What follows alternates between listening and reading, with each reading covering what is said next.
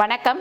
நான் உங்கள் அம்மா வீட்டு சமையல் மீனாட்சி. இன்றைக்கி நம்ம என்ன பண்ண போகிறோம்னு பார்த்தீங்கன்னா, ரெடிமேட் சட்னி பொடியும் அதுக்கப்புறம் பார்த்தீங்கன்னா ஒரு பொரியல் பொடியும் தான் பண்ண போகிறோம். இந்த பொடி பார்த்தீங்கன்னா நம்ம எதில் பண்ண போகிறோம்னு பார்த்தீங்கன்னா அகாரோவோட பர்சனல் பிளெண்டரில் தான் பண்ண போகிறோம். இதில் பார்த்தீங்கன்னா நம்மளுக்கு 700 ml அதுக்கப்புறம் 500 ml 300 ml ஜார் வருது. இதில் நம்ம ஜூஸ் போட்டுக்கலாம், அப்புறம் சட்னி அரைச்சிக்கலாம், பொடி பண்ணிக்கலாம். இந்த அகாரா பிளெண்டர் பார்த்திங்கன்னா நமக்கு சைஸ் சின்னதாக இருக்கும், ஒரு பையில் வச்சு எடுத்துகிட்டு போகிறதுக்கும் வசதியாக இருக்கும். ரெண்டாவது நம்ம ஜிம்முக்கு போகிறவங்க, டயட்டில் இருக்கிறவங்களாம் இதுக்கு இந்த பிளெண்டர் ரொம்ப ஈஸியாகவும் இருக்கும். இது 30 செகண்டுக்கு மேலே இதில் நம்ம அரைக்க வேண்டாம்.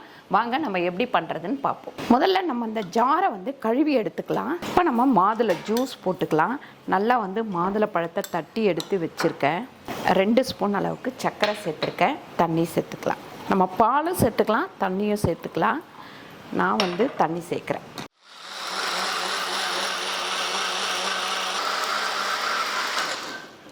ரெண்டாவது, சின்ன குழந்தைங்க இருந்தால் கூட இதில் நம்ம பயப்பட தேவையில்லை. ஏன்னு கேட்டிங்கன்னா, இந்த ஜாரை நம்ம இதில் ஃபிக்ஸ் பண்ணால் தான் இது ஓடவே ஆரம்பிக்கும்.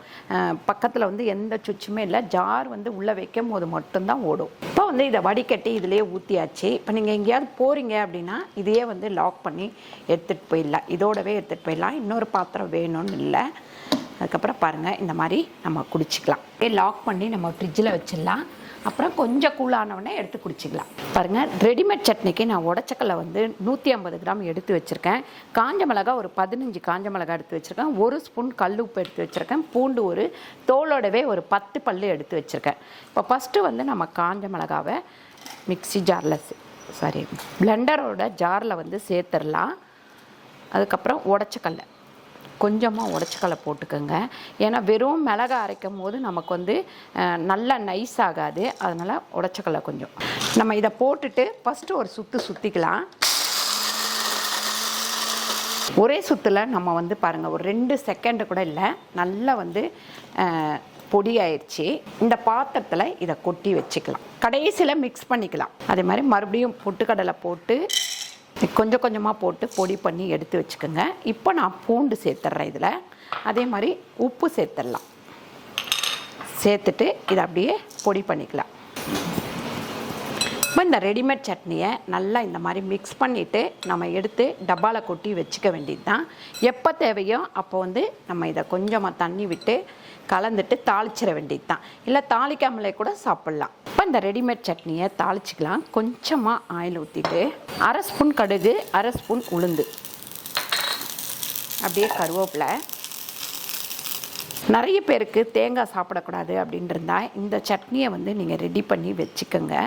இப்போ எங்கேயாவது போகிறீங்க, குழந்தைங்களுக்கு இட்லி ஊட்ட போகிறீங்க, அந்த சட்னி ஹோட்டலில் வாங்குகிற சட்னி பிடிக்கல அப்படின்னா இதை டக்குன்னு கலந்து நம்ம கொடுத்துடலாம் குழந்தைங்களுக்கு. இதை தாளிக்காமல் கூட சாப்பிட்லாம். தாளிக்கிறதுனால கொஞ்சம் டேஸ்ட் வரும். நம்ம ரெடிமேட் சட்னி செய்கிறது எப்படின்னு பார்த்தோம். இப்போ இது பார்த்திங்கன்னா நம்ம பொரியல் பொடி, பீன்ஸு, கேரட்டு, பீட்ரூட்டு எல்லாத்துக்குமே இந்த பொரியல் பொடியை யூஸ் பண்ணலாம். நான் 200 கிராம் பாசிப்பருப்பு எடுத்து நல்லா வறுத்துக்கலாம். நல்ல பச்சை வடை போகிற வரைக்கும் வறுத்து எடுத்துக்கலாம்.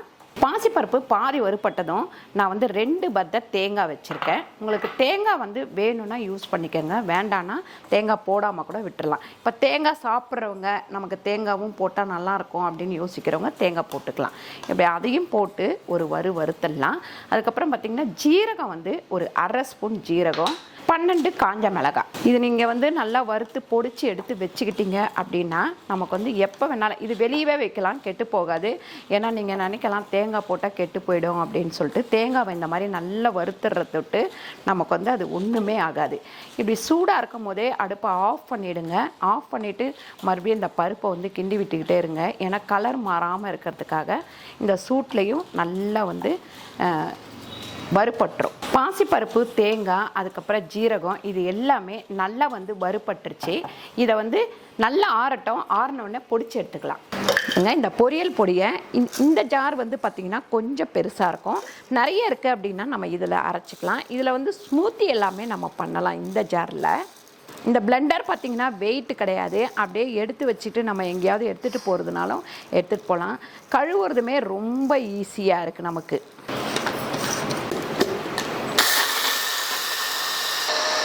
கொரு கொருன்னு அரைச்சி எடுத்துக்கணும். இதை வந்து நைஸாக அரைக்கக்கூடாது. ஏன்னா நம்ம பொரியலில் போடும்போது பார்த்திங்கன்னா நல்லா வந்து ஒரு கொரு கொருப்பு தன்மை இருந்தால் தான் பொரியலில் போடும்போது ரொம்ப நல்லாயிருக்கும். இது பார்த்திங்கன்னா ரொம்ப டேஸ்ட்டாக இருக்குது பாருங்கள். இந்த மாதிரி கொரு கொருப்பு தன்மையோடு நம்ம அரைச்சி எடுத்துக்கணும். பொரியல் எல்லாமே நம்ம முடிச்சதுக்கப்புறம் கடைசியில் ஒரு 2 ஸ்பூன் தூவி ஒரு பெரட்டி இறக்கிடலாம். பாருங்கள், இப்போ நம்ம வந்து அரைச்சிட்டு டப்பா இல்லை அப்படின்னா கூட இதுலேயே வந்து மூடி கூட வச்சுக்கலாம். அப்படியே இப்போ கொஞ்சம் காற்று போகிற மாதிரி வேணும், மசாலாலாம் வைக்கிறோம் சில டைமு அப்படின்னா இதை இப்படியே மூடி நம்ம எடுத்து வச்சிடலாம். பொடியெல்லாம் இதில் போட்டுட்டு நம்ம வந்து இந்த மாதிரி கொட்டுறதுக்கு வந்து இது சௌகரியமாக இருக்கும். இது பார்த்திங்கன்னா கொஞ்சம் பெரிய ஓல்ஸு, இது சின்ன ஓல்ஸு. இன்றைக்கி பார்த்திங்கன்னா நம்ம இந்த அகாரா பர்சனல் பிளெண்டரில் ஜூஸ் போட்டிருக்கோம். அதுக்கப்புறம் பார்த்திங்கன்னா ரெடிமேட் சட்னி பண்ணியிருக்கோம். அதுக்கப்புறம் நம்ம வந்து பொரியல் பொடி பண்ணியிருக்கோம். இதோட லிங்க் வந்து கீழே கொடுக்குறேன், கிளிக் பண்ணி உங்களுக்கு இது யூஸ்ஃபுல்லாக இருந்ததுன்னா கண்டிப்பாக வாங்கிக்கலாம். இன்றைக்கி செஞ்ச இந்த ரெடிமேட் சட்னி, அதுக்கப்புறம் ஜூஸு, அதுக்கப்புறம் பொரியல் பொடி, இது எல்லாமே ட்ரை பண்ணி பாருங்கள். ட்ரை பண்ணி பார்த்துட்டு கீழே வந்து கமெண்ட் பண்ணுங்கள். இந்த வீடியோ உங்களுக்கு பிடிச்சிருந்தா லைக் பண்ணுங்கள், ஷேர் பண்ணுங்கள், சப்ஸ்கிரைப் பண்ணுங்கள், ஃபேஸ்புக்கில் ஷேர் பண்ணுங்கள், மறக்காமல் கமெண்ட் பண்ணுங்கள். நன்றி, வணக்கம்.